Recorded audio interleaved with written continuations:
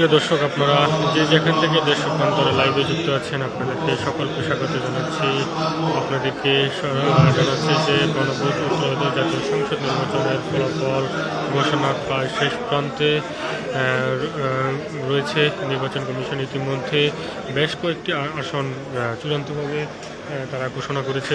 প্রার্থীদের নাম তুলে চূড়ান্তভাবে প্রার্থীদের তালিকা ঘোষণা করেছে। ইতিমধ্যে আমরা জানি যে বেসরকারিভাবে বাংলাদেশ জাতীয়তাবাদী দল বিএনপি ইতিমধ্যে অনেকগুলো আসন তারা বেসরকারিভাবে এগিয়ে রয়েছে এবং তা যেহেতু একটি নির্বাচন কমিশনের পক্ষ থেকে আমরা দেখতে পাচ্ছি চূড়ান্তভাবে প্রার্থীদের বিজয়ী ঘোষণা করছে এবং প্রার্থীদের ভোটের যে সংখ্যা সেই সংখ্যা ঘোষণা করছে। তবে ইতিমধ্যে আমাদের কাছে তথ্য মতন প্রায় অর্ধেকের চেয়ে বেশি চূড়ান্ত প্রার্থী তালিকা ইতিমধ্যে তারা ঘোষণা করেছে নির্বাচন কমিশনের পক্ষ থেকে। আপনাদেরকে সরাসরি দেখানোর চেষ্টা করছি বাংলাদেশ নির্বাচন কমিশনের যে ফলাফল সংগ্রহ পরিবেশ কেন্দ্র থেকে। এখানে মূলত হচ্ছে গতকাল রাত থেকে রাত্র 10টা থেকে মূলত ফলাফল ঘোষণাটি শুরু হয়। তার এখনই পর্যন্ত কার্যক্রম রয়েছে। ইতিমধ্যে বেশ কয়েকটি চূড়ান্ত ফলাফল ঘোষণা করেছে নির্বাচন কমিশনের পক্ষ থেকে। তবে নির্বাচন কমিশন একটি বিষয় এখনও তারা নিশ্চিত করতে পারেনি যে এবারে কত শতাংশের মতন ভোট পড়েছে এবার নির্বাচনে, সেই বিষয়ে তারা এখনও বলতে পারেনি। তবে আমাদের কাছে যে আসনগুলো চূড়ান্ত তালিকা রয়েছে তার মধ্যে বেশ কিছু অংশ তারা চূড়ান্ত তালিকায় তাদের যে একটি ভোট রয়েছে সেই ভোটে প্রার্থীদের নাম, সব ভোটের প্রতীক এবং পুরো আসনের বিস্তারিত সেখানে দিয়ে দেওয়া হয়েছে।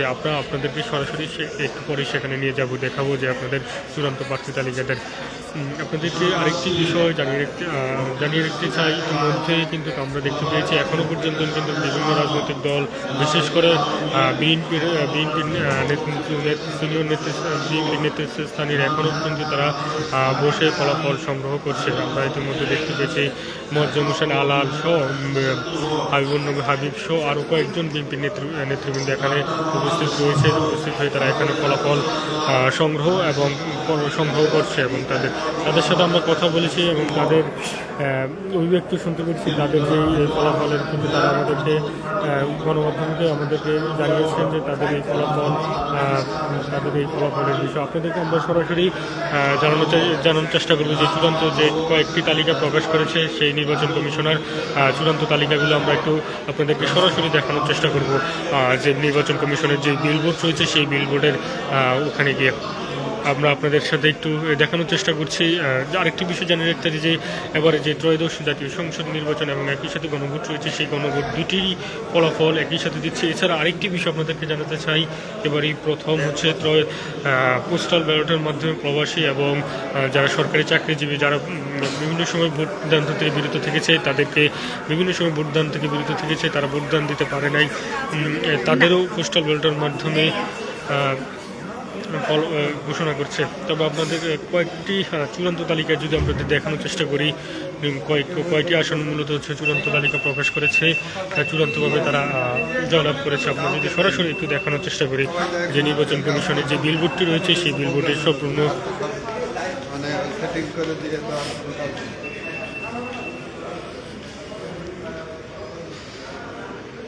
আপনারা দেখতে পাচ্ছেন যে দর্শক এখন পর্যন্ত যে চূড়ান্ত আমরা রাজশাহী 1, রাজশাহী 2, রাজশাহী 4 এবং রাজশাহী 3 যে আসনে যে প্রার্থীরা রয়েছে সেই প্রার্থীদের চূড়ান্ত প্রকাশ করেছে। আমরা দেখেছি একই সাথে কিন্তু গণভোটে এবং না ভোটের সেই তালিকা প্রকাশ করেছে। আমরা যদি নাটোর 2 আসনের ক্ষেত্রে যদি একটু দেখি, বাংলাদেশ এম রুহুল কুদ্দুস তালুকদার দুলু, বাংলাদেশ জাতীয়তাবাদী দল বিএনপি, তিনি দানের শেষ প্রতীকে চূড়ান্ত ফলাফল হিসেবে তিনি 1,62,841 ভোট পেয়েছেন এবং তার নিকটতম প্রতিদ্বন্দ্বী বাংলাদেশ জামায়াত ইসলামের প্রার্থী মোহাম্মদ ইউসুফ আলী, তিনি পেয়েছেন 1,30,066 ভোট পেয়েছেন। এবং এই আসনে আমরা দেখতে পেয়েছি নাটোর 2 আসনে এম রুহুল কুদ্দুস তালুকদার দুলু, তিনি বাংলাদেশ জাতীয়তাবাদী দল বিএনপি থেকে বিজয়ী হয়েছেন। এখানে মূলত হচ্ছে প্রায় অনেকগুলোই প্রায় আমরা যতটুকু জানতে পেরেছি প্রায় 150-র কাছাকাছি বা অর্ধেকের চেয়ে বেশি এখানে চূড়ান্ত তালিকা তারা ইতিমধ্যে নির্বাচন কমিশনের যে বিলবোর্ড রয়েছে সেই বিলবোর্ডে তারা দিয়েছে। আমরা যদি আরেকটি আসন যদি আপনাদেরকে দেখানোর চেষ্টা করি, সেই বিষয়টি হচ্ছে মেহেরপুর 2 আসনে যদি আমরা দেখি, সেই মেহেরপুর 2 আসনে আমরা দেখতে পেয়েছি এখানেও কিন্তু দানের শেষ প্রতীকের বিজয় হয়েছে। এখানে দানের শেষ প্রতীকের প্রার্থী মোহাম্মদ আজাদ হোসেন, তিনি 85,988টি ভোট পেয়েছেন এবং তার নিকটতম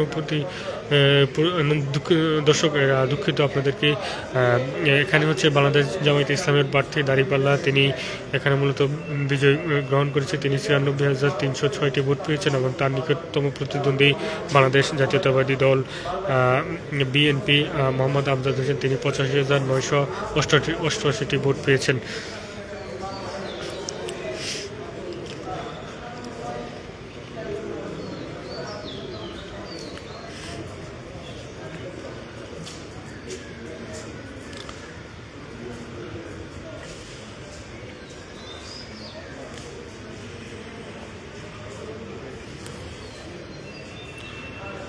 আমরা আরেকটি যদি যে সংসদীয় আসন রয়েছে, সে মাগুরা 2 যদি আমরা আপনাদেরকে দেখতে চাই, সেখানে নিতাই রায়চৌধুরী বাংলাদেশ জাতীয়তাবাদী দল বিএনপি দানের শেষ প্রতীকে তিনি 1,47,896টি ভোট পেয়েছেন এবং তার নিকটতম প্রতিদ্বন্দ্বী দাঁড়িপাল্লা মোহাম্মদ মুস্তারশেদ বিল্লাহ বাংলাদেশ জামায়াতে ইসলামী দাঁড়িপাল্লা প্রতীকে 1,17,018টি তিনি ভোট পেয়েছেন। আমরা যদি এই আসনে গণভোটের বিষয়টি একটু যদি আপনাদেরকে দেখানোর চেষ্টা করি, গণভোটে প্রায় 1,57,432টি গণভোটে হ্যাঁ ভোট পড়েছে এবং না ভোট পড়েছে 1,03,980টি না ভোট পড়েছে। দর্শক, আপনাদেরকে সরাসরি দেখানোর চেষ্টা করছিলাম যে চূড়ান্ত তালিকাটি, যেখানে প্রার্থীদের চূড়ান্ত তালিকাটি দেওয়া আছে, যে বা আমরা জানেন যে বেসরকারিভাবে যে ঘোষণাটি চলে আসছে, কিন্তু তারপরও নির্বাচন কমিশনের যে মূলত হচ্ছে যে পক্ষ থেকে যে তালিকাটি প্রকাশ করে, সেই তালিকাটা আপনাদেরকে দেখানোর চেষ্টা করছি আমরা দেশ রূপান্তরের লাইভে সরাসরি। প্রায় অর্ধেকের চেয়ে বেশি আসনে কিন্তু ইতিমধ্যে চূড়ান্ত ফলাফল ঘোষণা করছে নির্বাচন কমিশনের পক্ষ থেকে। আপনাদেরকে সরাসরি দেখানোর চেষ্টা করছি দেশ রূপান্তরের লাইভে। এখনও কিন্তু যে বাকি আসনগুলো ঘোষণার বাকি রয়েছে নির্বাচন কমিশনের পক্ষ থেকে, তা এগুলো ঘোষণা করছে। কিছুটা ফজর নামাজের বিরতির পর তারা মূলত হচ্ছে আবার পুনরায় ফলাফল ঘোষণার কার্যক্রম শুরু করছে নির্বাচন কমিশনের পক্ষ থেকে। আপনাদেরকে দেখানোর চেষ্টা করেছি, সরাসরি দেখানোর চেষ্টা করছি যে বেশ কিছু আসনে চূড়ান্ত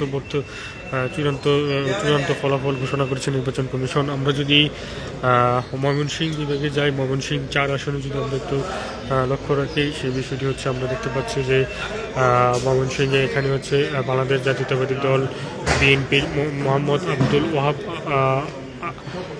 ওয়াহাব আকন্দ ওয়াহিদ, তিনি 1,79,668টি ভোট পেয়েছেন এবং তার নিকটতম প্রতিদ্বন্দ্বী বাংলাদেশ জামায়াতে ইসলামী দাঁড়িপাল্লা 1,71,880টি তিনি ভোট পেয়েছেন। অর্থাৎ এই আসনে আমরা দেখতে পাচ্ছি ময়মনসিংহ 4 আসনে তিনি এখানে বিএনপির বিজয় হয়েছে, বিএনপি দানের শেষ প্রতীকে তিনি বিজয়ী হয়েছে।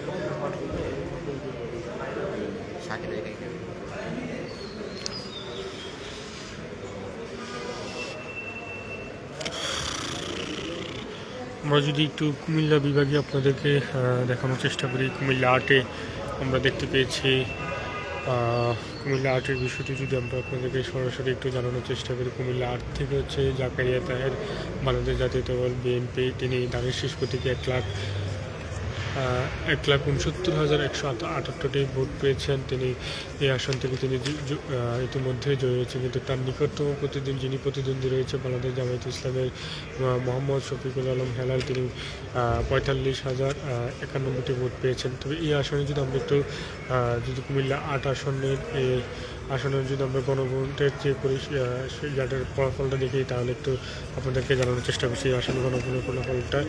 এই আসলে গণভোটের ফলাফল হচ্ছে 1,33,590টি হ্যাঁ ভোট পড়েছে এবং না ভোট পড়েছে হচ্ছে 68,970টি।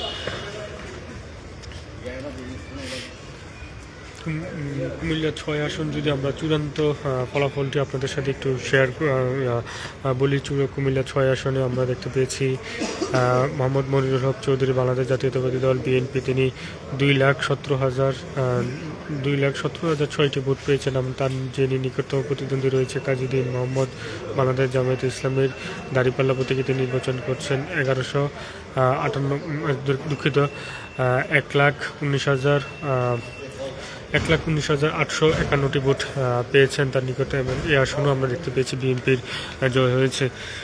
বিএনপির এই প্রার্থীর এখানে বিজয় হয়েছে। যে আমরা যদি নোয়াখালী বিভাগ একটু যাই, নোয়াখালী আমরা 5, নোয়াখালী 6 আসনে যদি আমরা একটু দেখানোর চেষ্টা করি, সেই বিষয়টি হচ্ছে আপনাদের সাথে আব্দুল হান্নান মাসুদ, এখানে তিনি 91,899টি ভোট পেয়েছেন। তিনি জাতীয় নাগরিক পার্টি এনসিপি সাপড়াগুলি প্রতীকে তিনি নির্বাচন করেছেন। তার নিকটতম প্রতিদ্বন্দ্বী বাংলাদেশ জাতীয়তাবাদী দল বিএনপি, যিনি 64,021টি ভোট পেয়েছেন।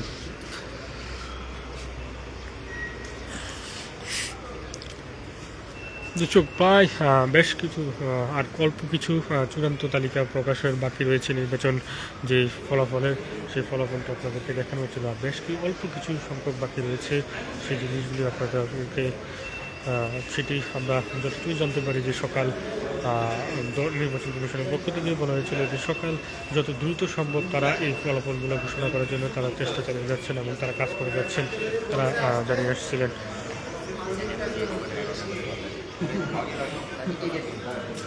আমরা যদি কিছুটা ঢাকা বিভাগে যদি আপনাদেরকে দেখানোর চেষ্টা করি, ঢাকা বিভাগে এখন পর্যন্ত চূড়ান্ত তালিকা কতটি প্রকাশ করেছে।